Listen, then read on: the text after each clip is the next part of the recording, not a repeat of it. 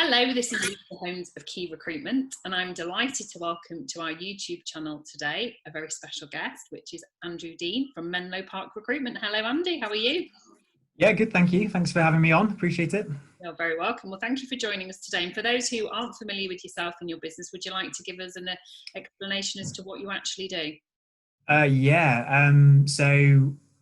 It's been a very kind of like strange time of late because, if you'd have asked me this a few months ago, I'd have said we've been going 5 years and we specialise in primary care and we work on permanent placements and that is it. We were a primary care business, but since lockdown, we've actually added 3 sectors to the business, and we're pivoting towards being a healthcare brand as opposed to just a primary care brand now. So quite a big change, and it sounds really reactive, but we did have these plans in place for 2020 anyway. But the situation as it is, it has presented some scenarios where we've been in touch with people that we wouldn't have done otherwise. So yes, we kind of started 1 or 2, but admittedly a couple of these sectors have just come from absolute kind of chance. They fit in with the brand, we've been able to add some really good people to the team. So yeah, we are now a healthcare team.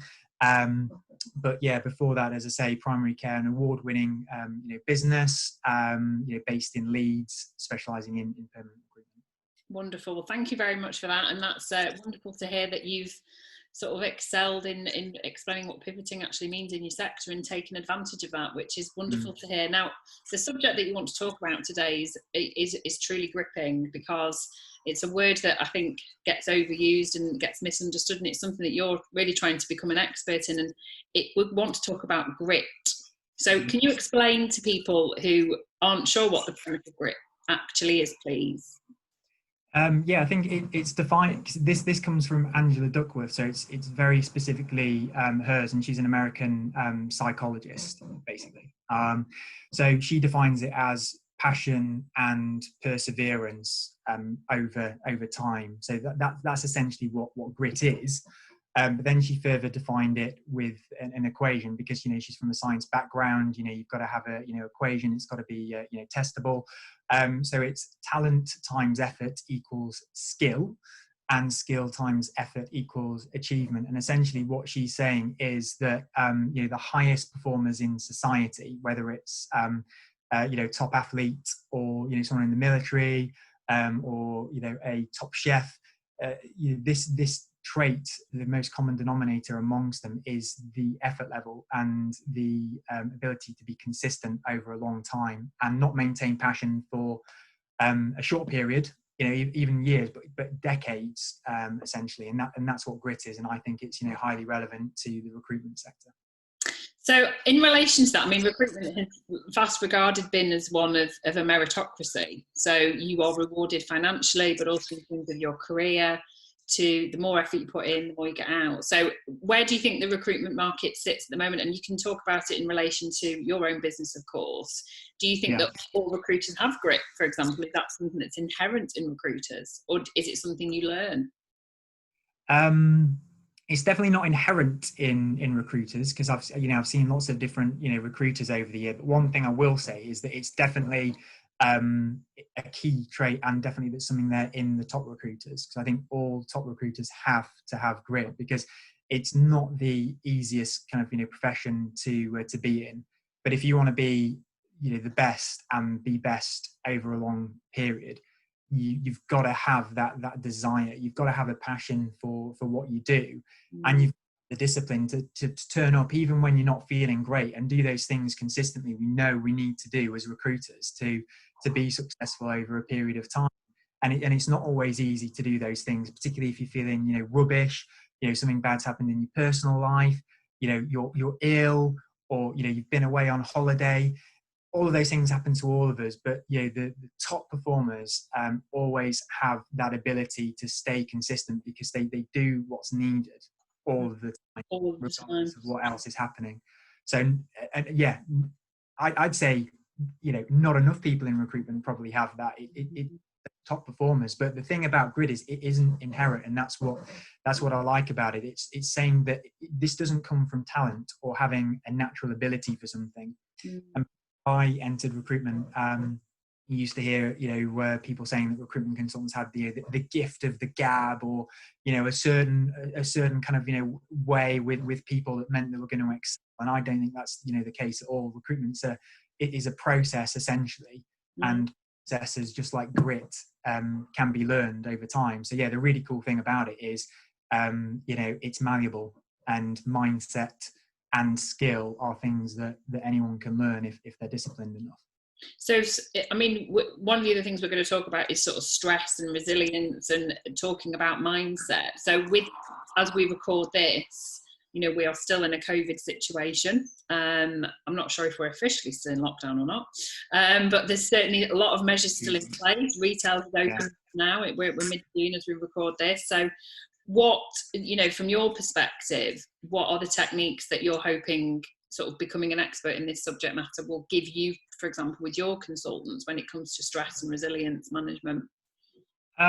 It's just kind of like seeing it differently. I mean, one of the things, one of the studies that she did, like originally, I think, is a relevant point to us all now, is that, she looked at research from West Point Military Academy in America, that is famed for having a pretty brutal regime, and people, and fallout rates, and only the best of the best, getting through. But what they found in the study is that, once they were there, the stress levels that they went in with didn't really become, huge, to the point where for the top forms it was debilitating, because it was a shared experience.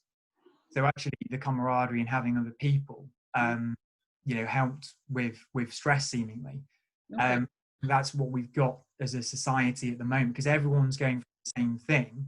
Absolutely. And if you're staying in communication, there's a bit, and with your colleagues, and, continuing to speak and communicate, that's really important, I think, for, keeping those stress levels at a certain level, because everyone's going through it. And I think psychologically as a human, because that is the case, you can rationalize that and think, well, actually, it's not that bad then. It's not just me. I think people panic when they think it's just unique to them. I think it then feels like it's something that you can't get out of.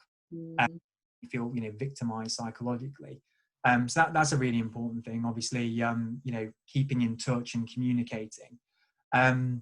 But the other thing as well is I listened to a really cool Nike podcast, and again, it was the same psychologist, talking about viewing stress differently. So we all, a lot of us view stress as this negative, debilitating thing, and we need to minimize it from our lives at all cost. So almost when you actually get stress, you then stress and get a secondary stress response about stress. So you not only got the stress that you're stressing about in the first place, you're actually then stressing about having stress, which is crazy. And even more impactful. So it's actually seeing stress as something that is innate to human beings, and actually not getting rid of it, but optimizing stress. So recognizing it's there, but actually recognizing that it drives a lot of the characteristics that maybe make you good at what you are. And I've definitely kind of seen that with some of our team members. And that's made me approach conversations with them differently, where I'm not saying, well, don't stress out, which is a ridiculous thing to say when people are stressed. And I think it's perfectly acceptable to be stressed at present, because it is a stressful time. Actually saying that, yes, you're stressed, but we're all stressed. And actually your stress is what makes you awesome at what you do, because it pushes you. So don't stress about being stressed. Recognize it's there, but actually it's a positive thing, and it can enhance what you do. But then be kind to yourself, reflect on the good results that you have achieved, so you can give yourself a mental break, at the end of the day, end of the week. Absolutely. And, to say to somebody, don't stress, is so counterintuitive. It's the most ridiculous notion, isn't it? But a lot of what you said there actually is, I don't know if you've read The Thechim Paradox, Dr. Steve Peters, this element of, using and actually taking the stress and actually allowing it to enhance your performance. So you're not just surviving, but you're thriving. And actually, how do you get people to that point? Do you think that's something that you can, as you as a business leader, is that something you can train somebody, or is that something that is so personal that you have to find it from within you? I think it's a bit of both, because I think with grit you've got to have accountability. So what I've learned is you can you can say things until you're blue in the face. There has to be a point where that person takes accountability. But I think the thing is, it can definitely be learned, and you can say to yourself, you know, rather than trying to tackle it all in one go, just view things in steps, and you know, just tick things off a list. There are basic things that you can control about your life that would make you, you know, stress less at work and in your life. Whether that's, yeah, I'm going to get up for you know, that bit of exercise. I'm not going to eat that. I'm not going to drink that. You know, I'm going to go to bed early. All of those things I've just said there actually kind of, you know, enhance mood and enhance, you know, not being kind of, you know, stressed. You know, doing yourself that favor and, you know, just doing something as basic as, I'm going to go to bed at a decent time and get sleep, you know, get a good night's sleep tonight is massively important. And, you know, when you listen to loads of stuff and look at research, it's like the biggest performance enhancing drug available. It really is. We can all do that. So yeah, there are things that you can take accountability for, even if it's something as basic as getting a good play. It's discipline, isn't it? That's what you're talking about. Yeah. It's people that, yeah. And going back to grit, it's doing something consistently all of the time to achieve a goal comes from self-discipline, whatever that is, whether that's become top athlete, filler, great mum, best chef. You will do the same things every day, and actually it's not rocket science actually. No, and it works the other way as well. So because you know, we've obviously found ourselves in these, you know, situations, and you know, 50% of behavior is routine, you know, probably. It's actually being kind to yourself and recognizing that on those days that you have missed, you know, a workout, or you did eat, you know, too much chocolate. Yeah, chocolate, you know, for me, you know, so, you know, chocolate basically. You know, being kind of recognizing, well, yeah, you know, that happened, but it's not a disaster, because on those other days, you know, minimize that or mitigate it, and not, you know, just say, oh, because I've done that, I'll blow it now, and just, you know, that's it, I'm just going to be an absolute chocolate bean, and all I'm going to eat for breakfast, lunch and tea is chocolate. So it works the other way as well. You've got to recognize that you have to be kind to yourself, that you do have slip ups, and then, you know, just give yourself, pull yourself back in. So one final question, as a business owner then, how do you establish during an interview process whether somebody has either got natural grit or whether they have the potential to learn the mindset that you're talking about? I think it's really, really difficult to establish grit during the course of an interview process. I mean, we have like a psychometric test in there, as which does give you some indications towards certain types of behaviour related to you know, grit, for example, like, you know, being a starter finisher. You know, those questions that you get asked, you know what they're getting at in those kind of tests. You know, do you complete tasks? You know, do you get bored from tasks? Do you switch tasks a lot? So technically, we do have that element that can establish that, you know, at that phase, which is great, because you're looking for. Conversely, there might be someone that is the exact opposite end of the scale, and you're like, right, okay, you know, it's not necessarily a yes or no, it's going to rule you out, but you could then factor in questions at a face-to-face stage about those things. So probe on those things, you know, further, because, you know, not everyone is comfortable with those types of, you know, questionnaires, and actually might be better face-to-face. So it then can actually allow you to, you know, to change your tack and on those things out, so you can do that. And then over time, it's those things that I've mentioned. It's actually consistency in results. You know, we all have, you know, certain, you know, KPIs or critical success factor or whatever targets, you know, that you work towards. So those that do consistently well are those that do the things we know we need to do as, you know, recruiters, time and time again, and are consistent across months, quarters, you know, biannually, annually.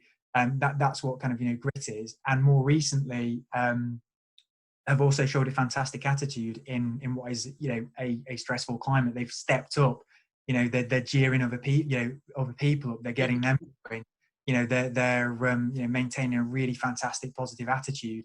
They're continuing to do what they're doing, recognizing that they're not going to get the results, but continuing to do it anyway, because they can celebrate smaller wins. So I think going forward, as we've kind of discussed, I think, you know, it'll be easier to recognize, you know, grit in people, but I think it's something that, you know, all consultants should be striving to to achieve. And as I say, the key thing that I mentioned is that it's not just this abstract thing. It is learnable. It is something that you can teach yourself, and we can all be, disciplined, I suppose, is the good news. But I think we're all going to have to do that in the current climate, because we all know it's a lot tougher out there. Yeah, and it will continue to do so. And I must say that my dog decided to, I don't know if you heard his voice then, he decided to take in the conversation if anyone's got very agile ears. It's all really interesting, and I'm sat here nodding because I think it is a learned thing. I know that if I think about me now at the age that I am and where I am in my career, I think I'm a very different person, and I think that life's taught me a lot of grit, and I've read a lot of books around it. So I think if we can signpost people after we finish this call now to these podcasts and the books that you're reading, I think for sure. been really insightful.